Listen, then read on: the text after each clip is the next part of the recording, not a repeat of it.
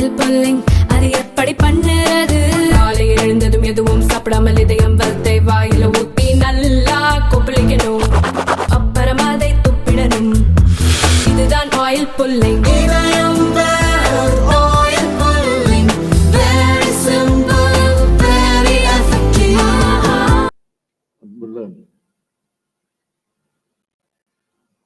சிவகங்கை மாவட்ட அரசு விழாவில் முடிவுற்ற திட்டப்பணிகளை திறந்து வைத்து புதிய திட்டப்பணிகளுக்கு அடிக்கல் நாட்டி மற்றும் பயனாளிகளுக்கு அரசு நலத்திட்ட உதவிகள் வழங்கக்கூடிய சிறப்பான நிகழ்ச்சியில கலந்து கொண்டு சிறப்பித்துக் கொண்டிருக்கக்கூடிய மாண்புமிகு அமைச்சர் பெருமக்கள், பெரிய கருப்பன் அவர்களே, சாமிநாதன் அவர்களே, ராஜகண்ணப்பன் அவர்களே, முனைவர் கோவில் செழியன் அவர்களே, நாடாளுமன்ற உறுப்பினர் திரு கார்த்திக் சிதம்பரம் அவர்களே, சட்டமன்ற உறுப்பினர்கள் திருமதி தமிழரசு அவர்களே, திரு மாங்குடி அவர்களே, மாவட்ட ஆட்சித்தலைவர் திருமதி ஆஷா அஜித் அவர்களே, பல்வேறு துறைகளை சார்ந்திருக்கக்கூடிய அரசு அதிகாரிகளே, உள்ளாட்சி அமைப்புகளின் பிரதிநிதிகளே, நலத்திட்ட உதவிகளை பெறுவதற்காக வருகை தந்திருக்கக்கூடிய பயனாளிகளே, என்னுடைய பாசத்திற்கும் பேரன்பிற்கும் உரிய மகளிர் சுய உதவிக்குழு சார்ந்திருக்கக்கூடிய தாய்மார்களே, சகோதரிகளே, பத்திரிகை மற்றும் ஊடகத்துறை சார்ந்த நண்பர்களே, பெரியோர்களே, தாய்மார்களே, உங்கள் அனைவருக்கும் என்னுடைய அன்பான வணக்கம். சிவகங்கை மண்ணுக்கு வரும்போது எனக்கு சிலிப்பு ஏற்படுது, வீரம் பிறக்குது. முத்துவடுகநாதர், வீரமங்கை வேலுநாச்சியார், மானம் காத்த மருது சகோதரர்கள், தியாகச்சுடர் குயிலை போன்றோர் வாழ்ந்த மண் இந்த சிவகங்கை மண். வீரத்துக்கு அடிப்படையான தமிழின் தொன்மையை உலகுக்கு உரைக்கக்கூடிய கீழடி தடயங்களை கொண்ட மண் தான் இந்த சிவகங்கை சீமை. வீரமும் புகழும் கொண்ட இந்த மாவட்டத்தை நம்முடைய ஆற்றல் மிக்க அமைச்சர் மாண்புமிகு பெரிய கருப்பன் அவர்கள் எல்லா வகையிலும் சிறப்பா வளர்த்தெடுக்கிறார். நம்பி பொறுப்பு கொடுக்கலாம்னா நான் யாரை நினைக்கிற பட்டியல இருக்கக்கூடியவர் தான் நம்முடைய பெரிய கருப்பன் அவர்கள். அவர் பேசுவது விரும்பினால் பொறுமையா அமைதியா இருக்கலாம், நிதானமா இருக்கலாம். ஆனா செயல்ல வேகமும் நேர்த்தியும் நிச்சயமாக இருக்கும். அதனால்தான் இந்த விழாவையும் மாநாடு போல மிக பிரம்மாண்டமாக ஏற்பாடு செஞ்சிருக்கிறார். அவருக்கும் மாவட்டத்தின் ஆட்சித்தலைவர் ஆஷா அஜித் அவர்களுக்கும் மாவட்ட அலுவலர்கள் அனைவருக்கும் என்னுடைய பாராட்டுக்களையும் வாழ்த்துக்களை நான் தெரிவித்துக் கொள்ள விரும்புகிறேன். சிவகங்கை சீமையை வளர்த்ததுல கழக ஆட்சிக்கு மிகப்பெரிய பங்கு உண்டு.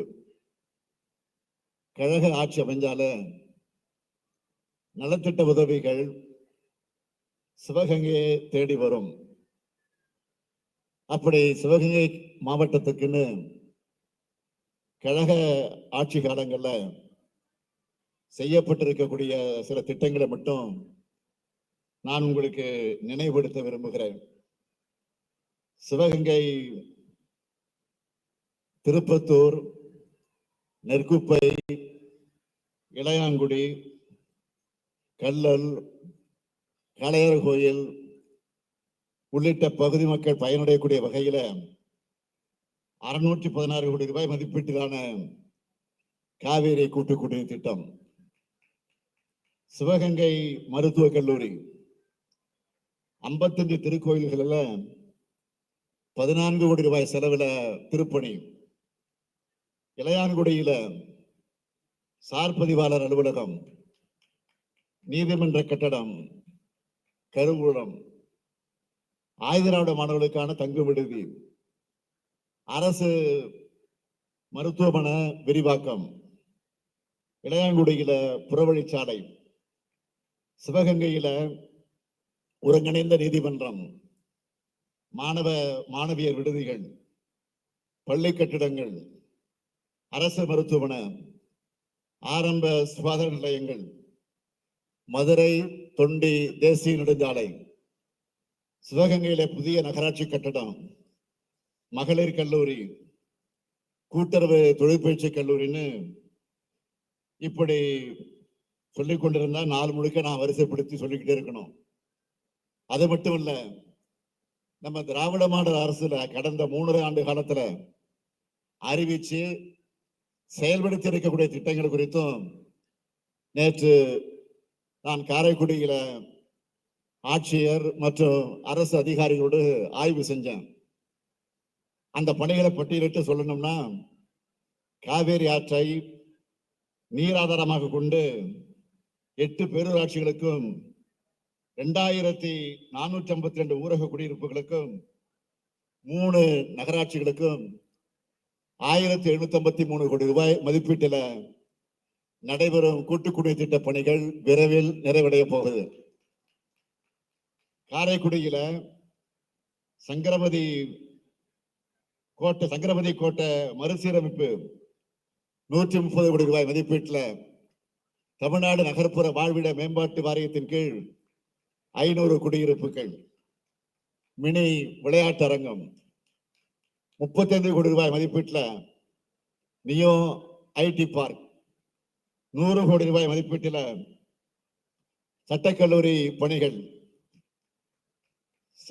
சிராவயல் கிராமத்தில் விடுதலை போராட்ட வீரர் தியாகி ஜீவானந்தம் நினைவு மணிமண்டபம் 62 கோடி ரூபாய் மதிப்பீட்டில் செட்டிநாடு வேளாண்மை கல்லூரி, சிவகங்கை ஊராட்சி ஒன்றிய அலுவலக கட்டடம், சிவகங்கை அரசு மருத்துவமனையில கூடுதல் மகப்பேறு மருத்துவ கட்டடம், அது தீவிர சிகிச்சை பிரிவு கட்டடம், சிவகங்கை நகர் பேருந்து நிலைய சீரமைப்பு, மானாமதுரையில ஐடிஐ 15 கோடி ரூபாய் மதிப்பீட்டில் 248 வீடுகள் கட்டக்கூடிய பணி, நாட்டார் கால்வாய் திட்டம் 39 கோடி ரூபாய் மதிப்பீட்டில் மானாமதுரை நகர் கூட்டு குடிநீர் திட்டம், 2,64 லட்சம் ரூபாய் மதிப்பீட்டில் திருப்புவனம் பேரூராட்சி குடிநீர் வழங்கக்கூடிய திட்டம், 17,75 லட்சம் ரூபாய் மதிப்பீட்டில் திருப்புவன ஒன்றியம் லாடனேந்தல் பெத்தானேந்தல் இடைய வைகை ஆற்றின் குறுக்க உயர்மட்ட பாலம், இளையான்குடி பேரூராட்சியில 28 கோடி ரூபாய் மதிப்பீட்டில் வைகை கூட்டுக்குடிநீர் திட்டம்னு பல்வேறு பணிகள் நடந்துகிட்டு இருக்கு. இப்படி ஒவ்வொரு பகுதியையும் ஒவ்வொரு மனிதரை நாடி சென்று உதவுகிறதான் நம்முடைய திராவிட மாடல் அரசு. அப்படித்தான் எல்லாருக்கும் எல்லாம்னு பார்த்து பார்த்து திட்டங்களை செயல்படுத்திட்டு வரோம். அதனால்தான் உங்க ஒவ்வொருத்தருடைய குடும்பத்திலையும் அண்ணனா, தம்பியா, அப்பாவா, மகனா, உற்ற நேரத்தில் உதவக்கூடிய உறவா, உடன்பிறப்பா இந்த முத்துவேல் கருணாநிதி ஸ்டாலின் இருக்கேன் என்பதை மகிழ்ச்சியோடு நான் தெரிவிச்சுக்கிறேன். கடந்த 3 ஆண்டுகள்ல இந்த சிவகங்கை மாவட்டத்தில் மட்டும் நம்ம அரசின் திட்டங்களால பயனடைந்திருக்கக்கூடிய எண்ணிக்கையை சொல்றேன். அதை நீங்க தயவு செய்து கேட்கணும். கலைஞர் மகளிர் உரிமை திட்டத்துல 2,38,428 குடும்ப தலைவிகள் மாதந்தோறும் 1000 ரூபாய் வாங்கி கொண்டிருக்கிறார்கள். வங்கி கணக்குல பணம் வந்த உடனே எங்க அண்ணன் ஸ்டாலின் தாய் வீட்டு சீர் அனுப்பி வச்சிருக்காருன்னு என்னோட சகோதரிகள் மகிழ்ச்சியா இருக்காங்க. அதே போல கல்லூரிக்கு போகணுமே, சின்ன சின்ன தேவைகளோட செலவுக்கு என்ன பண்றதுன்னு கஷ்டப்படுற மாணவ மாணவிகளுக்கு மாதம் 1000 ரூபாய், வருஷத்துக்கு 12,000 ரூபாய் எங்க அப்பாவா இருந்து தராருன்னு மாணவ மாணவிகள் சொல்றாங்க. அந்த புதுமை பெண் திட்டத்துல 7210 மாணவிகளும், தமிழ் புதல்வன் திட்டத்துல 6076 மாணவர்களும் பயன்பெற்றுக் கொண்டிருக்கிறார்கள். அடுத்து மகளிர் உதவி குழுக்களை பொறுத்த வரைக்கும் நான் மணிக்கணக்கில் மேடையில் நின்று வழங்கி இருக்கிறேன். கடந்த காலங்களில் துணை முதலமைச்சராக இருந்தபோது, உள்ளாட்சித்துறை அமைச்சராக இருந்தபோது. ஆக சுழல் நிதியால எத்தனையோ சகோதரிகள் சுயதொழில் செஞ்சு இன்னைக்கு முன்னேறி இருக்காங்க. அந்த திட்டத்துல கணக்கெடுத்து பார்த்தா 855 கோடி ரூபாய் கடன் உதவி தரப்பட்டிருக்கு. பசியால மாணவ செல்வங்கள் அவதிப்படக்கூடாதுன்னு தொடங்கப்பட்ட திட்டம் தான் காலை உணவு திட்டம். அந்த திட்டத்துல 37,000 மாணவர்கள் சுவையா வயிறார சாப்பிடுறாங்க. மக்களை தேடி மருத்துவ திட்டத்துல 12 லட்சம் பேருக்கு சிகிச்சை அளிச்சிருக்கிறோம். மருத்துவ காப்பீட்டு திட்டத்துல 1,34,000 பேர் பயனடைந்திருக்கிறாங்க. 62,000 பேருக்கு முதியோர் ஓய்வூதியம் கொடுத்திருக்கிறோம். 27,938 பேருக்கு மனைப்பட்டாக்கள் கொடுத்திருக்கிறோம். 23,553 பேரோட நகைக்கடன் தள்ளுபடி செய்திருக்கிறோம். 24,969 உழவர்களுக்கு பயிர்க்கடன் வழங்கியிருக்கிறோம். 8 லட்சம் உழவர்களுக்கு பல்வேறு உதவிகள் செய்யப்பட்டிருக்கு. 3,822 உழவர்களுக்கு புதிய இலவச மின் இணைப்பு வழங்கியிருக்கிறோம். 65 திருக்கோயில்கள்ல குடமுழுக்கு நடத்தி இருக்கிறோம். கழனிவாசல் கிராமத்துல சிப்காட் வளாகம் அமைக்க நிலம் கையகப்படுத்தும் பணிகள் நடந்து கொண்டிருக்கிறது. இது மட்டுமல்ல, இந்த சிவகங்கை மாவட்டத்தில் இதுவரைக்கும் 91,265 பேருக்கு 38,52,55,476 ரூபாய் மதிப்பிலான நலத்திட்ட உதவிகள் வழங்கப்பட்டிருக்கு.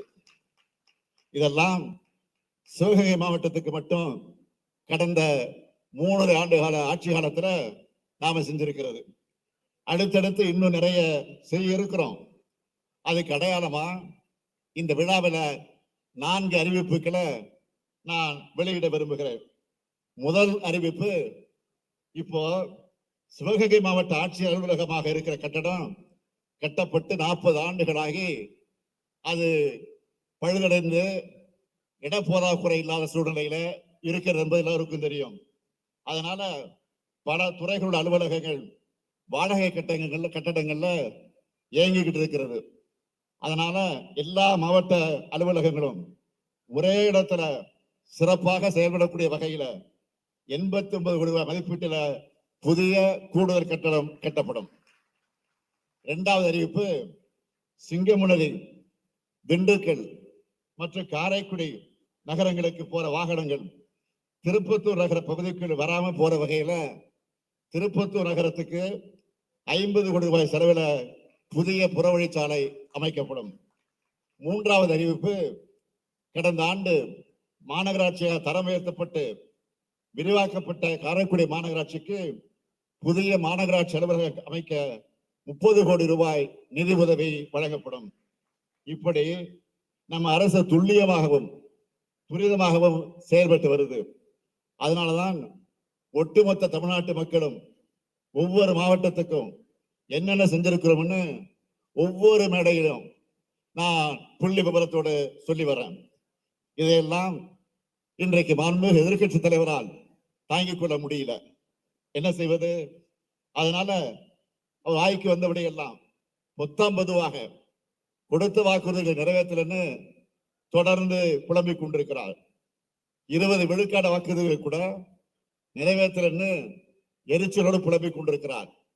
அவரால் நான் கேட்க வரும்போது, அவரால் இந்த குற்றச்சாட்டுக்களை நிரூபிக்க முடியுமா? திண்ணையில உட்கார்ந்து கொண்டு வெட்டி பேச்சு பேசுற மாதிரி வாய்க்கு வந்தபடி எதிர்கட்சி தலைவர் பேசலாமா? மக்கள் கிட்ட உண்மை எடுத்து சொல்ல வேண்டிய கடமையும் பொறுப்பும் எங்களுக்கு இருக்கிறது. காரணம், நாங்கள் அரசாங்கத்தில் இருக்கிறோம், அரசை வழிநடத்தி கொண்டிருக்கிறோம். அதனால் புள்ளி விபரத்தோடு உங்களிடத்தில் நான் சொல்ல விரும்புகிறேன். 2021 சட்டமன்ற தேர்தலுக்கு திராவிட முன்னேற்ற கழகத்தின் சார்பில் கொடுத்த வாக்குறுதி எவ்வளவு? 505. எல்லாம் கவனிங்க, கொடுத்த வாக்குறுதிகள் திமுகவுடைய தேர்தல் அறிக்கையில கொடுத்த வாக்குறுதிகள் 505 வாக்குறுதிகள் கொடுத்திருக்கிறோம். அந்த 505 வாக்குறுதிகள்ல 389 வாக்குறுதிகளை நிறைவேற்றி இருக்கிறோம். இது மிச்சம் இருப்பது எவ்வளவு? 116. ஆக இன்னும் 116 வாக்குறுதிகளை நிறைவேற்றணும். அரசுல மொத்தம் 34 துறைகள் இருக்கு. ஒவ்வொரு துறைக்கும் 2-3 திட்டங்களை நிறைவேற்ற வேண்டிய அளவில் தான் பாக்கி இருக்கு. நான் அதை ஏற்றுக்கொள்கிறோம், ஒத்துக்கொள்கிறோம், இல்லைன்னு மறுக்கல. இதை தெரிஞ்சும் தெரியாத மாதிரி மாண்புமிகு எதிர்க்கட்சி தலைவர் அவர்கள் பேசுறாரு. பாவம், அவர் இன்னொரு கட்சி தலைவர் அறிக்கையை அப்படியே காப்பி பேஸ்ட் பண்ணி அதை அவர் வெளியிட்டு இருக்கிறார், படிச்சுக்கிட்டு இருக்கிறார், பேசிக்கிட்டு இருக்கிறார்.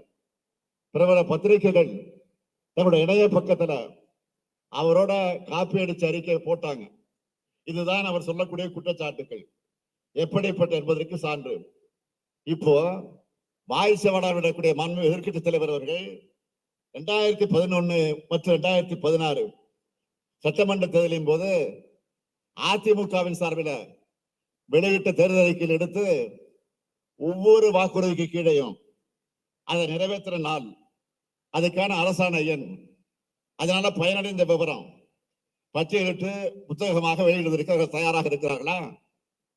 முழுசா 10 ஆண்டுகள் ஆட்சி செஞ்சு தமிழ்நாட்டை அதல பாதாளத்திற்கு தள்ளின மக்கள் மறந்திருப்பான்னு நினைக்கிறாரு. புது புது கதைகளோடு வரார் எதிர்கட்சி தலைவர் அவர்கள். சென்னை முதல் கன்னியாகுமரி வர கடலோர சாலை திட்டம்னு சொன்னாங்களா? நிறைவேற்றுறாங்களா? மகளிருக்கு 50 விழுக்காடு மானியத்துல ஸ்கூட்டர் வழங்கப்படும் சொன்னார, யாருக்காவது கொடுத்திருக்கிறாங்களா? எல்லா குடும்ப அட்டைதாரர்களுக்கும் செல்போன் வழங்கப்படும் சொன்னாங்களா? கொடுத்தாங்களா? தென் தமிழகத்துல ஏரோ பார்க் வந்துடுச்சா? 10 ஆடை அலங்கார பூங்காக்கள் அறிவிச்சாங்களே, எங்க இருக்கு? நான் இன்னும் கேட்கிறேன், 58 வயசுக்கு மேல ஆனவங்களுக்கு இலவச பஸ் பாஸ்ன்னு சொன்னாங்களே, யாராவது அப்படி பயணம் செஞ்சுக்கிட்டு இருக்கீங்களா? பொது இடங்கள்ல இலவச வைஃபை அப்படின்னு சொன்னாங்களே, எந்த இடத்திலாவது அந்த வசதி ஏற்படுத்தியிருக்காங்களா? இப்படி வெற்று வாக்குறுதி கொடுத்துட்டு தமிழ்நாட்டு வளர்ச்சியை பாழாக்கினவங்க, தமிழ்நாடு திகிலாடிச்சுன்னு புது பொருளைய இப்ப கிளப்பிட்டு இருக்கிறாங்க. தவழ்ந்து தவழ்ந்து தமிழ்நாட்டை தரமட்டத்துக்கு அனுப்பணுமங்க. பொய்களாலும் அவதூறுகளாலும் நம்ம வீழ்த்த முடியுமான்னு பாக்குறாங்க. உண்மையிலே இன்னைக்கு பேசுற எதிர்க்கட்சி தலைவர்கள் ஆட்சி காலத்துல தமிழ்நாடு என்ன நிலைமையில இருந்துச்சு? 2011 திமுக ஆட்சி காலத்துல உபரி வருவாய் மாநிலமாக இருந்த தமிழ்நாட்டை 2013ஆம் ஆண்டு முதல் பற்றாக்குறை மாநிலமாக ஆக்கினது அதிமுக அரசு. 2017-19 ஆண்டுகள்ல இந்தியாவிலேயே அதிக அளவு வருவாய் பற்றாக்குறை மாநிலமா தமிழ்நாட்டை தத்தளிக்க விட்டாங்க.